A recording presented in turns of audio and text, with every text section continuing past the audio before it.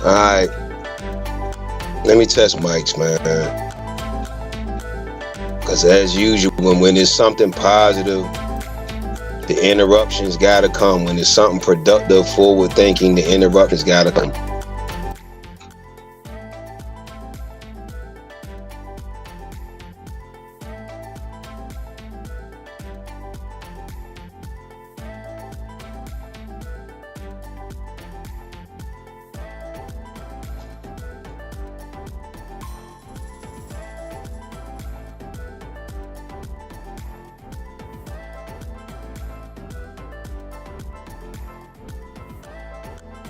So this one to be part pretty much, man. You know what I'm saying? So we can, you know, I had technical difficulty, man. Of course, you know what I'm saying? How we was flowing and so much great elevation on polygyny, man. So we're going to do a quick review of what we went over, part one and part one. And then we're going to continue on, you know, on the benefits of polygyny for the Black community, etc., Black, indigenous, copper tone, whatever have you. With productivity comes interruptions. All right. The practice of polygyny, one man having multiple wives, in parentheses, has been a topic of discussion in various cultures, including, while the Black community, while it is not widely practiced in the Western societies, some believe or know it offers potential benefits. Here are a few perspectives on how polygyny could impact Black community or indigenous, maroon, copper, Indian, whatever have you. Economic benefits. Okay, pool of resources. Multiple partners can contribute financially, reducing the economic burden on any single individual. So please stop this provider and every one person's supposed to be doing everything bullshit. Please stop pushing these obsolete ass narratives, these other narratives. Business and wealth building. Families can work together to build businesses and pass down economic for women and children. So again, like I said before, I'm gonna say it again, I don't care how irritated motherfuckers get. People have this narrative thinking it's all about the men, it's all for the men, it's all for the men, it's all for the men. No. It's an economic stability for women and children. Women who may struggle financially as single mothers could have support from a larger family unit. Okay, social and community stronger family units. A collective approach to family can provide emotional, not just financial, emotional, financial, and child rearing support. Reducing single parenthood with a high percentage of single mothers in the Black community, with a high percentage of single mothers in the Black community, polygyny could offer structured family support. So ladies, if you are single mothers out here in this dating market, a lot of you, baby, honey pot, you might need to consider polygyny, not just for the surface level, dig deeper. You know what I mean? Hopefully you see this show. Hopefully somebody share it to one of y'all. You know what I mean? Okay, strengthening male leadership encourages men to take on responsibility and leadership with families and communities. Cultural and historical reconnection, traditional indigenous African and or African practices, polygyny as historicals in many African or indigenous cultures, and embracing it can be seen as returning to ancestral ways. Cultural identity and unity could foster a sense of unity and shared purpose within the community. Population growth and legacy, increasing birth rates could help balance demographic shifts and increase population numbers within the Black community. It sounds like a whole lot of solutions that polygyny fix, other than it just being, you know, this one thing, whatever people and that's only because they just indoctrinated with monogamy. That's all. It's okay. It's not okay at this juncture, but you know, it's gonna be all right. Challenges and considerations, of course. Legal and social acceptance. Polygyny is not legally recognized in the Western countries. Of course not, because it's going to help Black or melanated or indigenous copper people thrive and have better relationships and structure and self-stability, self-sustainability, all that shit. Jealousy and emotional management requires high levels of emotional intelligence and communication to work effectively, but that's any fucking relationship. Okay. Equitable treatment, ensuring that all wives and children receive fair, equal treatment. Okay, we're all going to help each other do that, because that's why you're a fucking unit. You know what I'm saying? It's more than one person. It's not one person's responsibility. It's the unit's responsibility. Historical examples of polygyny in the Black community. Polygyny has been practiced in many indigenous and or African societies for centuries, and in some cases among Black communities in the diaspora.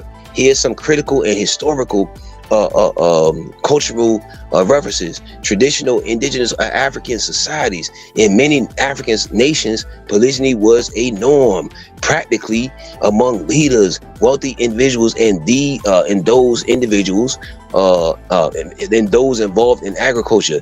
It ensured equal economic stability. It ensured equal economic stability and expansion of lineage. West African kingdoms, polygynous marriages were common among kings and chiefs in societies like Ashanti, that's Ghana, Yoruba, that's Nigeria, and Zulu, that's South Africa. Black Muslim communities, some African American Muslim groups such as the Nation of Islam, the Moorish Science Temple, have practiced polygyny as part of their religious and cultural practice. I'm gonna just take that religious shit out. As part of their cultural practices. All right. Maroon and freed slave communities. In some communities, polygyny was practiced by freed Africans or whatever, Indians or whatever, who sought to rebuild family structure, after slavery disrupted traditional family units. Practical ways polygyny could be structured today. Practical ways polygyny could be structured today. If polygyny were to be embraced in modern Black communities, certain structures would need to be in place for it to be successful. Equal economic stability and business development. These are what all of the multiple wives are for. Each wife could have a defined role in generating income, e.g., family businesses, investments, and communal farming. A collective approach to wealth building, reducing economic struggles. That means no struggle of. It cuts down the damn struggle of. Unless y'all just are a bunch of motherfuckers that's just don't have no drive, no nothing, no get up and go. Financial agreements and inheritance planning to ensure fairness. Family structure and roles. Clear responsibilities for each partner. Parentheses, e.g., child rearing, knowledge and or education, and business, parentheses, in parentheses.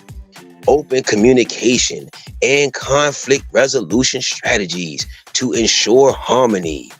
A leader or elder within the family to guide and mediate. All right. Legal and social adjustments. Since polygyny isn't legally recognized in the U.S., we know why. We should know why. I just told you that on the number part 1 and now on part 2. Alternative legal protections, parentheses, such as business partnerships, trusts, or contracts or agreements, in parentheses, could help secure family rights, knowledge, and or education within the community about how polygyny could be structured ethically, emotional and relationship management, regular meetings, family meetings, whatever you're gonna call yourself, tribe, family, whatever, meetings for communication, and problem solving, spiritual and cultural practices to reinforce family unity. It sounds like polygyny, when practiced the right way and appropriately and the right beings, it sounds like this shit fix a whole lot of stuff that people be arguing about in the what they call the black community, but you're not communing with your unity yet. Enough. Equal treatment and fair time distribution to prevent favoritism. Again, you'll have multiple people there, so you shouldn't, come on now. Let's teamwork, dream work shit. All right, modern examples of black. That means you got to select the dynamic that fits your personality or fits your harmony, rhythm, and shit. Okay, modern examples of black communities practicing polygyny. While polygyny is not mainstream Western societies, in mainstream Western societies, it is certain groups within the black community actively practice or explore it today, meaning what people call cheating. You see what I'm saying? Most people are doing it unorganized. Okay, here are a few examples. African or indigenous traditionalists in the diaspora. Some black individuals in the US, Caribbean, and Europe are reconnecting with indigenous or African cultural traditions, including polygyny, as part of a broader pan-African movement. Okay, black Muslim communities group, black Muslim communities. Let's slow down the tick. Let's take a sip. All right, let's catch up. We catching up. We here now. Groups such as the Nation of Islam and various sects of Sun and Moorish science temples believers practice polygyny within their framework. Conscious and Afrocentric communities, some Pan-Africanists and Black empowerment advocates explore polygyny as a means of rebuilding family structures and economic stability. A little bit of Pan-African, but I really haven't heard Black empowerment activists really do that. It's up, if you want to call, Cosmine UV activists or whatever, okay, then whatever. But yeah, homesteading and off-grid living groups, some Black families practicing self-sufficiency, communal living, and agrarian lifestyles have adopted polygyny for collective resource sharing. Reality TV and social media influence. That means it is becoming mainstream.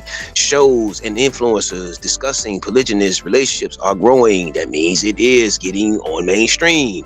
It is a show on what is the fuck of that show? What is that network? Whatever that network is, it got the polygyny couples and all that shit. So it is on mainstream. It's just, maybe people aren't maybe tuned in or didn't know or whatever. Now, sparking conversations about alternatives to traditional monogamy, comparing polygyny and monogamy, success and stability, economic impact, monogamy, traditional financial structure with 2 incomes or one which may be less flexible in times of hardship, Polygyny, more working adults, self-employed, entrepreneurs, whatever, adults in the household. Potential for greater wealth accumulation faster, and shared financial burdens and other burdens, child rearing, etc. Here we go, family and child rearing. Monogamy, more focused parenting, however, fewer hands to help in raising children. Polygyny, more caregivers. So I need y'all to write all of these positives down about polygyny, and that one little, it's not even a negative. It's not even a negative for real, because intimate relationships, sex is a part of it. So it even again in some transactional relationships, sex is a part of it. So I mean, I don't understand. I just don't get it. I don't get it. I just don't get the argument. So we got to start addressing insecurities or some shit, or some type of paranoias or idiosyncrasies or whatever. Okay, more caregivers, potentially better child supervision. Isn't that something? That means we can save on that goddamn daycare bill. We can save on that other excessive stuff. You see what I'm saying? What if you got one of your sister wives, or whatever you're gonna call her, is a herbalist and craft and stuff, and she can make stuff, and you don't gotta go outside to buy shit. You hear me? And she specializes in children stuff and childcare and all that. Man, come on, man. You gotta put together your team smart, and a larger support network. All right, that's family and child rearing. So polygyny helps with what? The economic impact. It helps with family and child rearing, relationship stability. Monogamy, generally simpler in terms of emotional dynamics. However, but divorce rates remain. This is where we were. Divorce rates remain what? High. Due to what? Economic and personal conflicts. And it's usually because of the guala. It's usually because of it ain't enough, it shouldn't all be all about the money. However, we know that's, what this society pushes. You know what I mean? Is what a lot of people put in front, as the all right. So polygyny requires strong communication and emotional intelligence. Can be challenging if jealousy arises, but that's in any relationship. Friendship, homie, poly, monogamy, whatever. Business. Hustling. It don't even matter. Whatever. Cultural and historic reconnection. Monogamy follows. What's this? What is this? What is this? Monogamy follows what? Come on with it. Say it with me.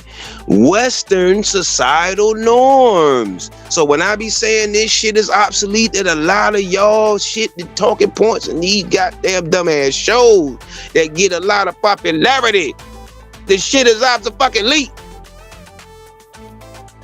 Why is it obsolete? Because it follows Western societal norms, goddammit. But can still support strong families when well structured. Polygyny aligns with indigenous and or African traditions, reinforcing cultural identity. Enforcing cultural identity. Melanin, indigenous, black, copper tone people, we don't have a cultural identity other than being what? Confucking-sumers. Great athletes or whatever other bullshit, exploitation ass shit. Exploitation labels. So this is why the divorce rates are high. This is why it's not enough money. And then like I said on the first one, with the women that, I got the bag already. Okay, this structure will help your bag be what? Bigger. And it'll help in other aspects of your fucking life. Just because you got a bag don't mean you got emotional fucking control. Oops. Don't mean you got emotional discernment. Oops. Just because you got a bag don't mean you have financial discipline. Motherfucking oops. Huh?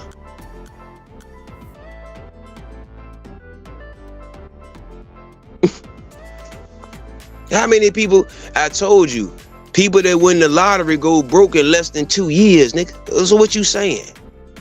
You ain't saying shit. Okay, legal and recognition, monogamy, fully recognized and protected by law, of course, because it's Euro fucking centric. Anything that's gonna help melanin, black, copper tone, indigenous people grow as a group, as a ethnic group or nationality group or whatever, they're of course not gonna make it legal. Duh. Making legal matters more straightforward. Polygyny, not legally recognized in many Western countries, which can create challenges for rights and inheritance. But you having challenges with that anyway without polygyny. Ain't it? You having challenges with that without goddamn polygyny. Am I right or wrong? Well, maybe I'm wrong. Fuck it. Don't worry about it. Final thoughts. Polygyny has both benefits and challenges. No shit. When structured with strong leadership, financial planning, and emotional what? Come on with it. Emotional maturity. Emotional motherfucking maturity. Most motherfuckers not even emotional mature for monogamy, son.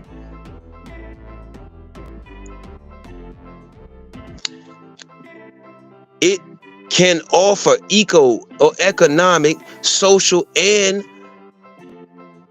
family advantages. All three. Variety of advantages. However, it requires a commitment to fairness with all parties involved. Not just the fucking guy, the dude, the king, the Nehru, whatever. Communication and shared responsibilities. How black communities can legally structure polygynous relationships. Since polygyny is not legally recognized in the most Western countries, including U.S., individuals who wish to structure such relationships must find alternative legal protections. Here are some ways to ensure stability, financial security, and family rights. All you have to do is simply do an agreement amongst yourselves and get it fucking notarized. This shit is not no hard ass pause. This is not no difficult level, in the video game. This is not level 45 and 6. This shit is not no difficult intellectual shit. It's not hard. It's not difficult. Here's some ways to ensure stability, financial security, and family rights while navigating legal restrictions, legal and financial structures, business partnerships, and LLCs. Establish a family-owned limited liability company. Establish a family-owned LLC. Allows all partners to have legal recognition and financial security. Are these poly people talking to y'all about this? That's why I be saying all these gurus giving y'all these breakdowns, fam. Does this even come up when polygyny or poly is even brought up? Do we even get this far along in any discussions? Like to me, overall, if this presentation doesn't redefine polygyny for you, then salute to you and where you are. You know what I mean? Allows all partners to have legal recognition and financial security. Each spouse can be listed as a what? God damn it, what is it? A business partner, ain't it, man? Ain't it? But no, it's just about fucking, and they just pimping it. They stringing them, starting coats. Yeah, it's all about your selection, but that's in what? Friends, homies, colleagues, goddamn. But it don't matter what business decision, ain't it, man? Come on, man, we got to tighten up. This can be used for what? Real estate investments. God, hold on, wait. Each spouse can be listed as a business partner, ensuring shared decision-making and asset protection. So if you don't even have no damn assets, then you really can benefit. Or if your asset portfolio is limited, you really can benefit, isn't it? This can be used for real estate investments, family businesses, and wealth building efforts. Ain't this something? Damn, polygyny sound like it's when it's done the correct way, of course. It sounds like it just accelerates shit much faster to me. Trust like the paperwork, and estate planning. A family trust can be set up to secure assets, property, and inheritance for all partners and children. This prevents legal disputes over property and ensures long-term what? Financial stability. This is how you structure this poly. This is when we get to the business side. When we finally get from the sex and it's just the pimping and all, we finally get away from that shit. You feel me? And can get to something else. Wills should be written explicitly to protect the rights of multiple partners and children. Power of attorney and medical rights. Each wife, watch this. Each wife can be granted power of attorney for financial and medical decisions, but they got to be responsible. It just ain't for anybody. With great power comes great responsibility. That means you aren't able to be in a split moment and you're mad and you're in your feelings and now you want to fuck up all the shit. No.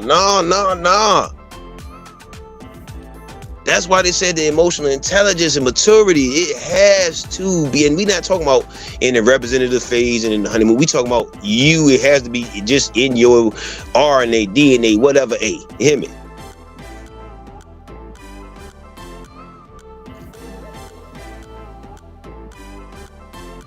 Okay.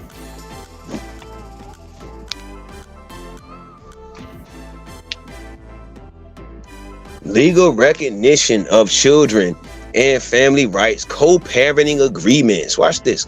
Co-parenting agreements. Hell, they should be doing a lot of this co-parenting agreement shit now. God damn it. The damn child support wouldn't be dumb. The officers wouldn't be dumb as fuck.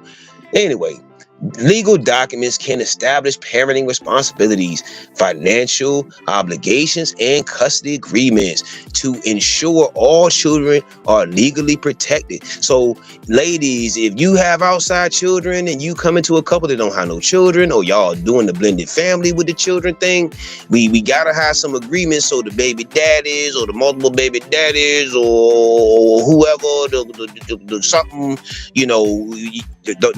don't fuck shit up. Don't come fuck shit up. All right, these agreements prevent legal conflicts. Yeah, see, that's what we're talking about. Conflicts, or just conflicts at all, legal conflicts, if the family structure is challenged by external parties. All right? So women with children consider polygyny, or couples with children and you considering women with children. Yeah. We got to get paperwork. We got to get paperwork, baby. We got to get paperwork. They should be done in monogamy, ain't it? We got to get paperwork. If you want me to have any responsibility for your star sheet that I didn't ooh ah with you with to create, then we got to do some paperwork. Real shit. The same way you put them other people on the paperwork. Common law marriage protections. Some U.S. states recognize common law marriage, which may offer limited legal recognition and additional spouses. Isn't that something? Each wife can live in separate states where common law marriage is recognized, providing some level of legal protection. However, that doesn't seem economically smart. However, hey, do what you want to do. Being that cost of living gonna be different in multiple states. So to me, that's But hey, do whatever you think is best for your your team structure. Adoption and guardianship. If polygynous families raise children together, if you in separate states, how you gonna raise them together? But anyway, if polygynous families raise children together, formal guardianship agreements can be drafted to protect parental rights. Social and community structures, private religious and or cultural unions. Some black communities host spiritual unions or traditional African or indigenous ceremonies to recognize polygynous marriages. Isn't that something? While these are not legally binding, they provide social and community support for the structure. Community-led advocacy for legal reform. Some communities have begun advocating for polyamorous and polygynous relationships to be recognized under civil union laws. By raising awareness and educating lawmakers, legal recognition may become possible in the future. Isn't that something? So people just think he just talking about poly and shit. He just talking about this polygyny shit. Okay, wait till it's legal. I'm gonna just be sitting there looking at you. and then look at you. And then look at you. Look at you. Look at you. Look at you. Look at you. Looking ass, which I say looking ass motherfucker. Challenges and considerations. Legal restrictions, even with contracts, polygyny is not legally recognized as marriage. No shit, we know that. Meaning partners do not receive spousal benefits, tax breaks, social security, but we already went over how you can get that structured. We already went over that. Jealousy and relationship management. Jealousy and relationship management, emotional intelligence and discernment. I'm putting that there. Emotional intelligence and discernment and strong leadership are essential for long-term success. Social stigma. Families practicing polygyny may face judgment. No shit.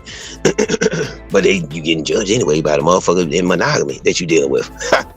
Or misunderstanding or overstanding in mainstream society. I don't understand that when you got shows that's showing this shit and then you got people that are influencers talking about it. So I don't understand if it's becoming more and more of a norm. Why would that be a problem? Okay.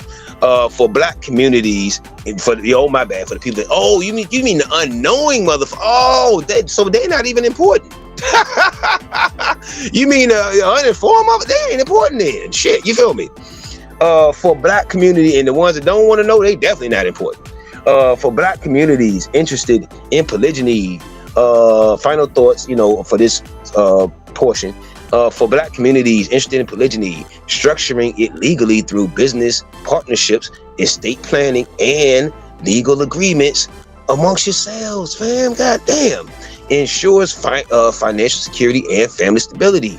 While the legal system does not yet fully support polygyny, which we don't give a fuck because we already know once they can benefit off of it some type of way and they can get a cut, these motherfuckers gonna be all for promoting it to motherfuckers all of a sudden. You feel me?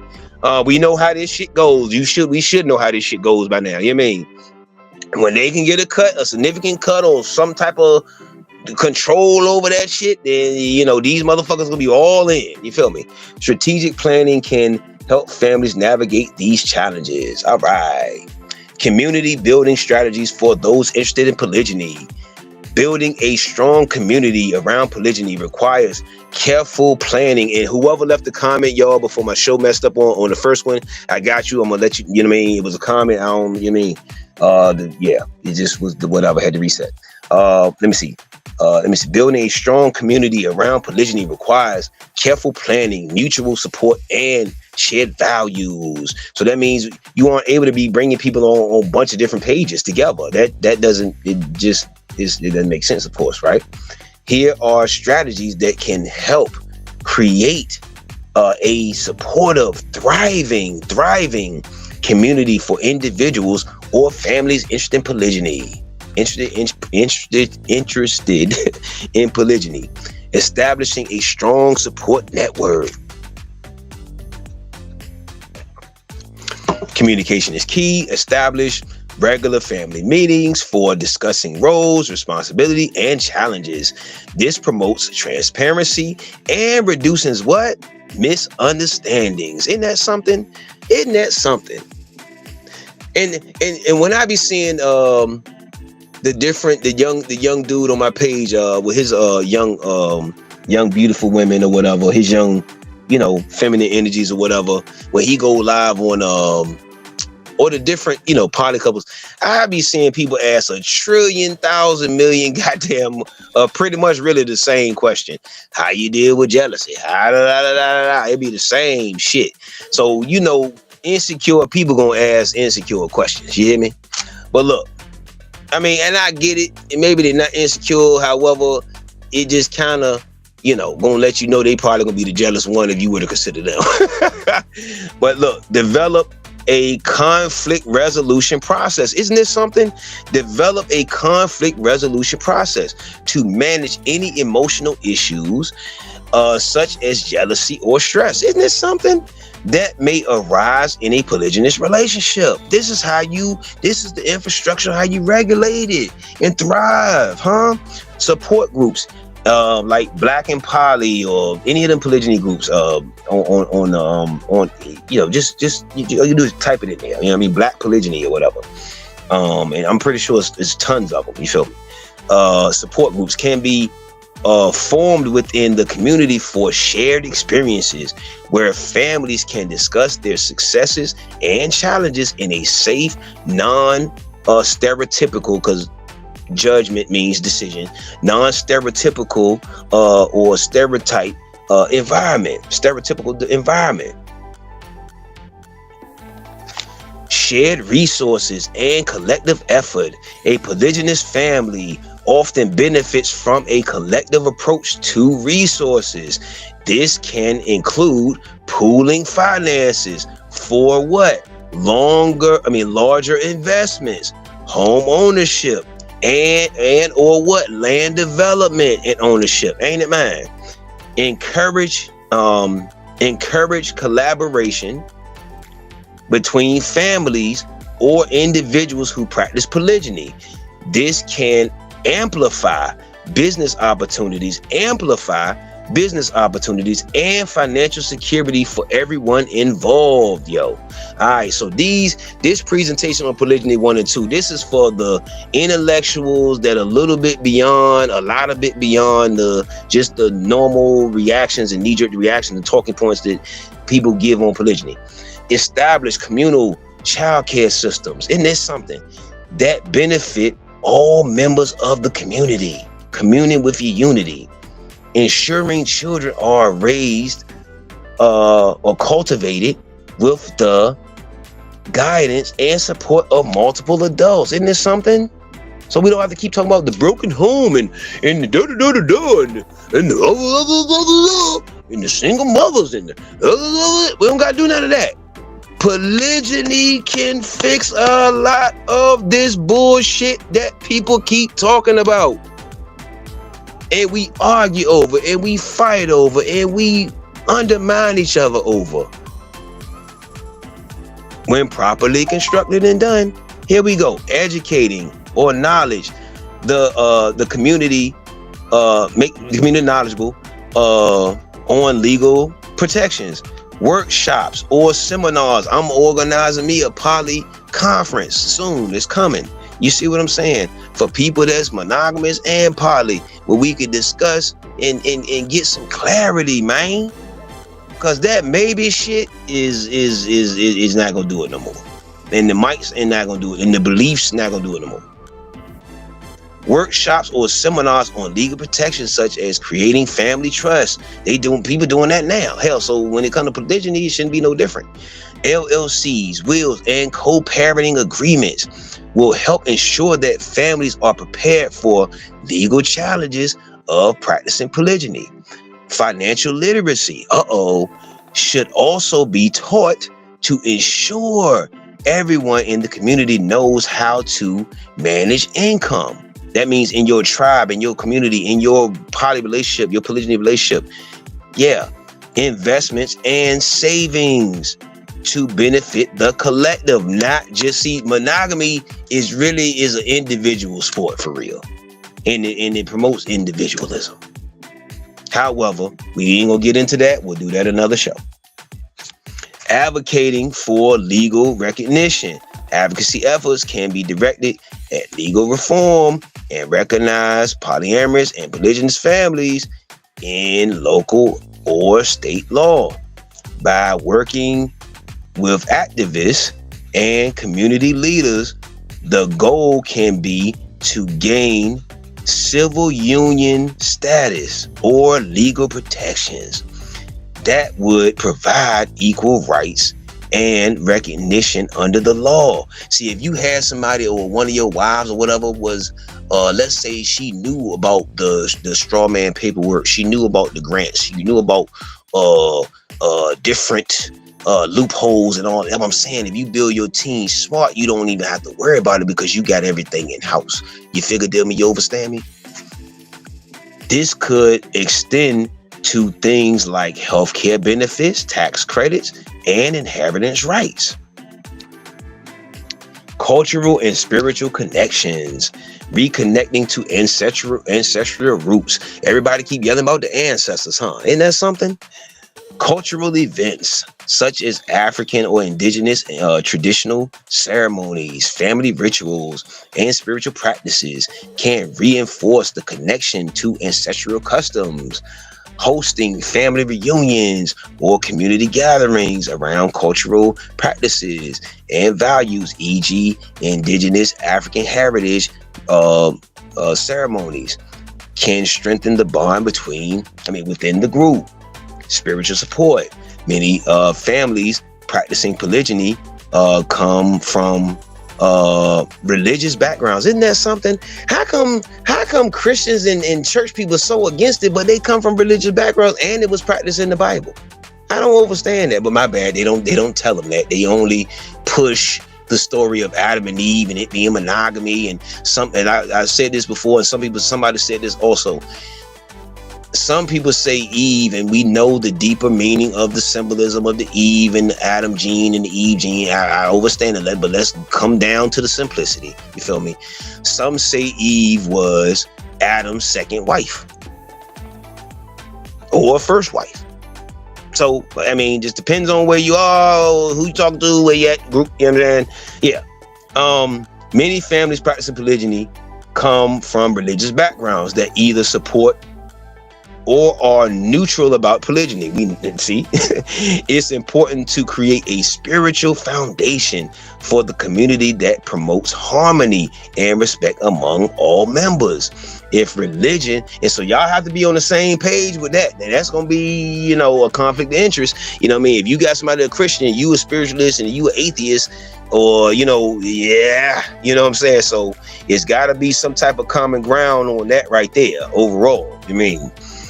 If religion is a central part of the family structure, hosting spiritual gatherings or inviting spiritual leaders who support polygyny can provide moral and emotional support. Social and public perception management, promoting understanding and respect. It's critical to educate the broader community about the benefits and ethical structure of polygyny. It is what? Educate. It's crucial. They said it's crucial to educate the broader community about the benefits. That's what we're doing right now. Whenever it gets circulated around, they'll get it. And ethical structure of polygyny. This can help reduce, watch this, this can help reduce social stigma and promote respect for the family's chosen lifestyle. Public events, blogs, and social media can be used to share positive examples of successful polygynous families, highlighting economic family and social benefits of such relationships. Showcasing family success stories, highlighting successful families who practice polygyny through media, podcasts, and local events can inspire others and demonstrate that it's a valuable, positive way of living. Mentorship programs can pair new polygynous families with more experienced ones to guide them through the ups and downs of such a structure. education and youth development.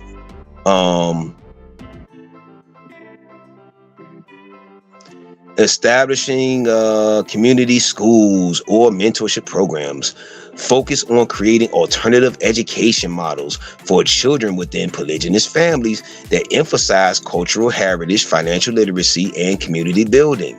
Mentorship programs for youth can be structured to teach the importance of family unity, economic empowerment, and personal growth. Teaching the value of polygyny. Isn't this something? Teaching the value of polygyny. Incorporating polygyny into youth development programs will help future generations understand its potential benefits. Lessons can include communication skills, conflict resolution, and financial interdependence. Encourage young adults to openly discuss and evaluate the structure of polygyny so they can make informed decisions for their own futures. 6. Business and economic empowerment. Encouraging collective entrepreneurship. Polygynous families often have a larger pool of talent and resources. Polygynous families often have a larger pool of talent and resources. Establishing joint ventures, family-run businesses, or cooperatives, I be using that word a lot, will help the community economically thrive. Focus on building community businesses that support other families and individuals in the group, ensuring that equal economic wealth stays within the community. Not just your family. Collective land ownership and housing. Oh man, one of the biggest benefits of polygyny. One of the biggest benefits of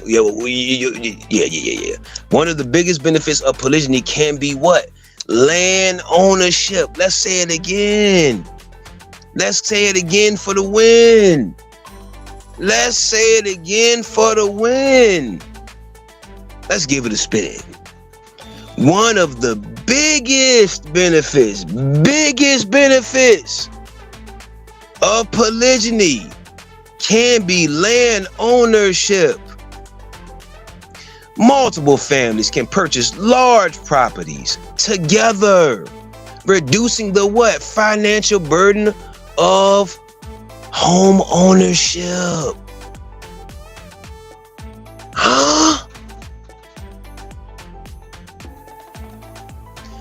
Encourage the establishment of housing cooperatives, where members of the community work together to secure affordable housing.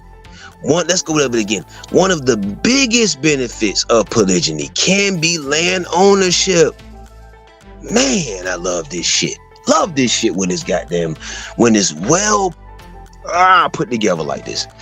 Building a successful, sustainable community around polygyny requires thoughtful planning, supportive structures, and emphasis on educational knowledge, financial literacy, and cultural connection. By fostering strong communication, sharing resources, and advocating for legal recognition, Black families and communities practicing polygyny can thrive, not survive, not just barely make it, thrive and benefit from the collective strength of multiple partners, and not just be yelling about dumbass cheating. Damn, why we just don't organize this shit, people?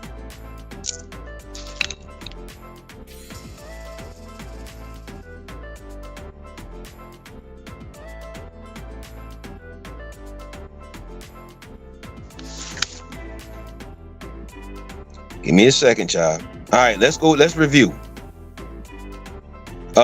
This show and the one before I had to reset is about the benefits of polygyny for the Black, Indigenous, Copper Tone, whatever community. All right. These are some of the benefits. Let's do a quick review and we're going to wrap it up with we got a little more, we're going to wrap it up. It says pooling of resources, business and wealth building. These are all the benefits of polygyny for the Black, melanated, and indigenous community. Economic stability for women and children. All right, these are all the benefits now. Strong family units, reducing single parenthood, strengthening male leadership, traditional indigenous and African practices, cultural identity and unity, increasing birth rates, legacy and influence. Let's see.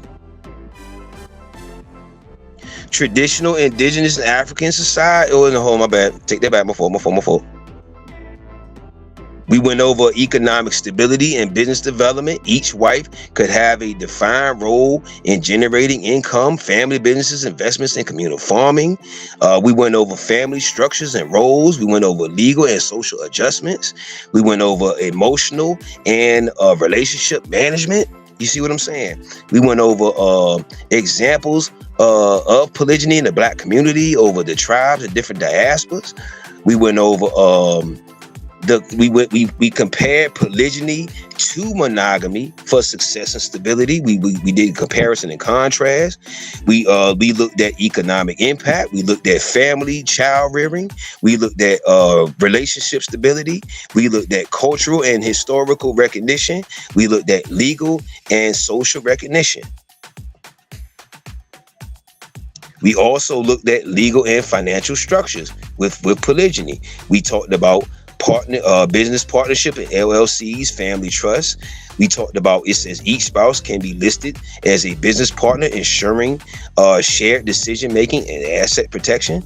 We talked about trust as far as the paperwork and as far as the characteristic trait is trust, and estate planning. We talked about that, family trust. We talked about preventing legal disputes. We talked about wills. We talked about power of attorney. We talked about medical rights. We talked about the legal recognition of children and family rights. We talked about co-parenting agreements. We talked about common law marriage protections. We talked about adoption and guardianship. We talked about social and community structures. Within that, we talked about private cultural unions. We talked about community-led advocacy for legal reform for polygyny or whatever else. Let's see. We talked about jealousy and relationship management. We talked about social stigmas. We talked about legal restrictions. What else?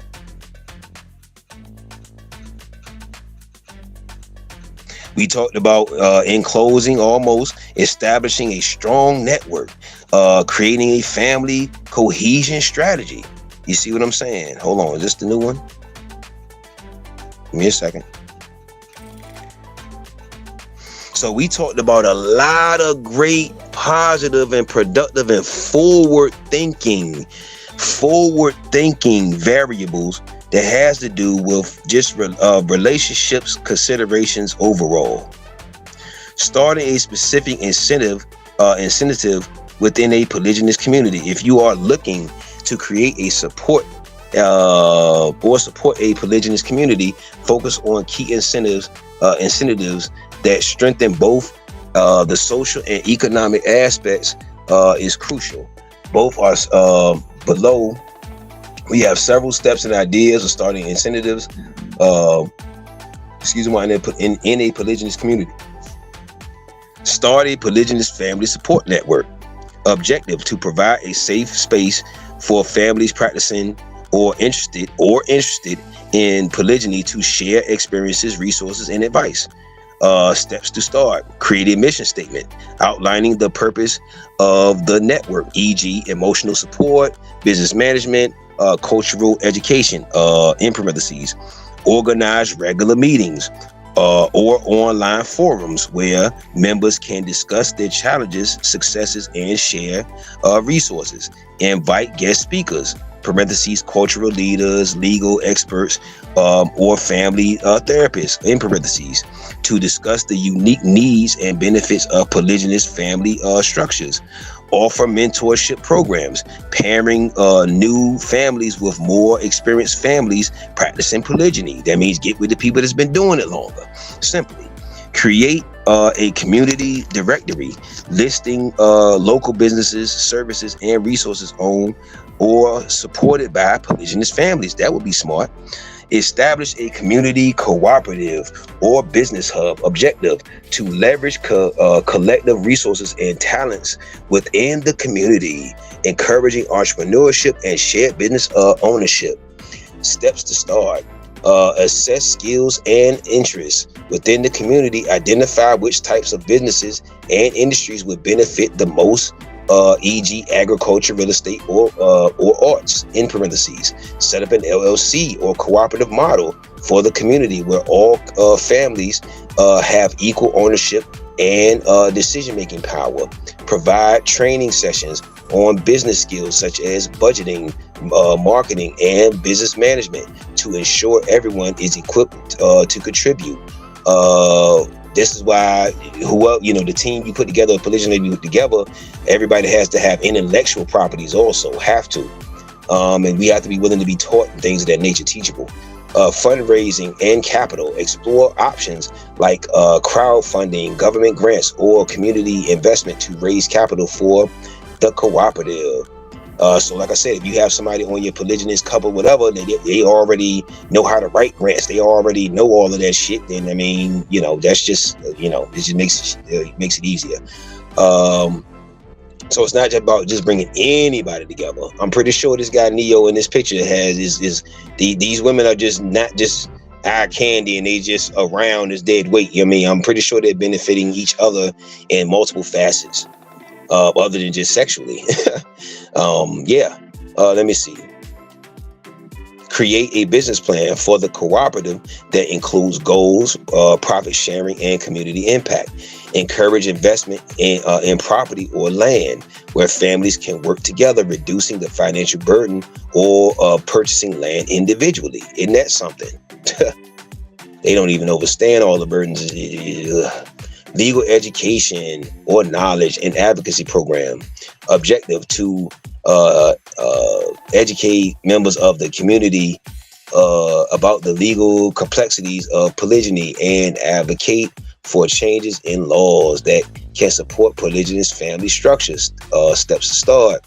Organize legal workshops with lawyers or legal experts to educate families on how to protect their rights, e.g. family trust, power of attorney, child custody agreements. So we went over that now, so you really don't have to pay for all that. Distribute resources like pamphlets or online material that explain the legal aspects of polygyny, from property rights to inheritance laws. Host legal advocacy meetings to brainstorm ideas for working with local governments to advocate for legal changes that could allow polygynous families to gain recognition under civil union or marriage laws. Lobby for policy change. Work with civil rights organizations and family law experts to push for policies that support multiple partner families. Promote community legal literacy, ensuring everyone understands their legal rights and how to protect their families. Youth development and mentorship programs. Objective to educate the next generation about the values of polygyny. Provide mentorship and empowerment and empower them to be financially interdependent and socially conscious. Steps to start. Set up a mentorship program where young adults in the community can be paired with experienced leaders, e.g. business owners, financial experts, community organizers. In parentheses, organize workshops focusing on financial literacy, entrepreneurship, conflict resolution, and relationship management.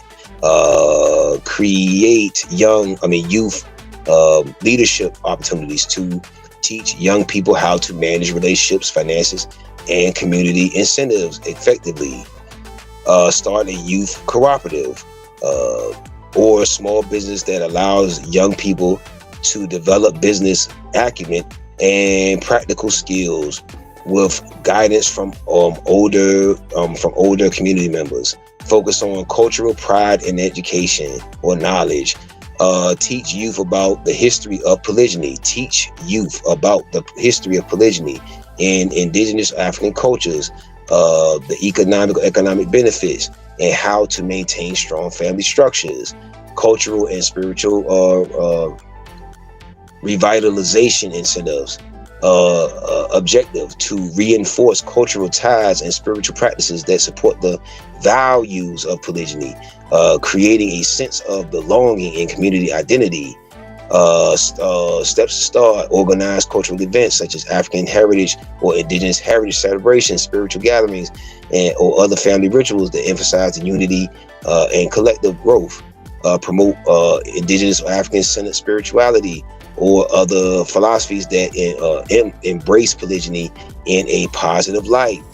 This could include working with spiritual leaders from traditional indigenous African religions, African American Muslim leaders, or other supportive faith communities. Host workshops on African traditions, focusing on the role of polygyny in ancestral cultures and its potential benefits for modern families. Create a family ritual guide that helps families establish practices that promote bonding, shared responsibility, and respect within a polygynous family. Incorporate polygyny into social media and online communities, which is already happening, where members can share experiences, success stories, and provide resources. Platforms such as YouTube, here, Instagram, and even local blogs can be great tools to educate and empower others. Please share this, please subscribe, please share this, please subscribe. Social media campaigns for awareness. Objective to raise awareness of the benefits and challenges of polygyny, dispelling myths and promoting informed decisions. Dispelling myths and promoting informed decisions. Start a social media page, which there's so many of them already, or blog dedicated to promoting positive aspects of polygyny. This is part 1 and 2 because we had to reset, but we're gonna do part 3 soon, featuring interviews with successful polygynous families and tips for others, suggestions for others, post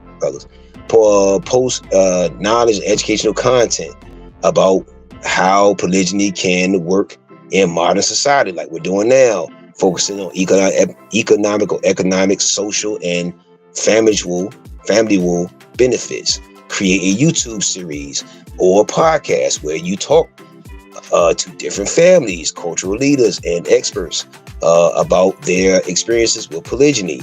Launch campaigns that counter misconceptions about polygyny. Isn't that something?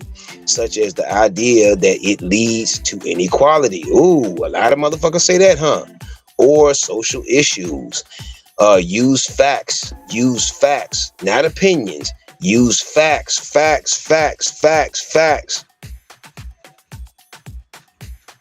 And real life examples to showcase the positive aspects. Use facts, not opinions. Share family success stories in terms of wealth building, community support, and cultural pride, which can encourage others to consider alternative family structures. Final thoughts, and we can wrap it up. Creating, we got, I'm a plan for the next show. We'll see what's up. Might be doing it later. Creating a successful initiative in support of polygyny within the Black community involves careful planning, strong leadership, and deep commitment to building a cohesive and supportive network. By combining knowledge and or education, economic empowerment, legal support, and cultural connections, the community can thrive together. Start small, grow slowly. And that's excellent right there. That's a great slogan right there. Start small, grow slowly, and ensure that each member feels heard, valued, and empowered to contribute. All right, y'all. This is part 1 and 2 of the benefits of polygyny for the Black, Indigenous, Copper Tone, whatever have you, Indian, the original people, Black people in the Black community.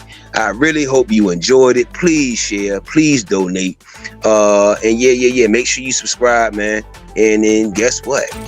Hold on. Wait. Cosmic Mind UV.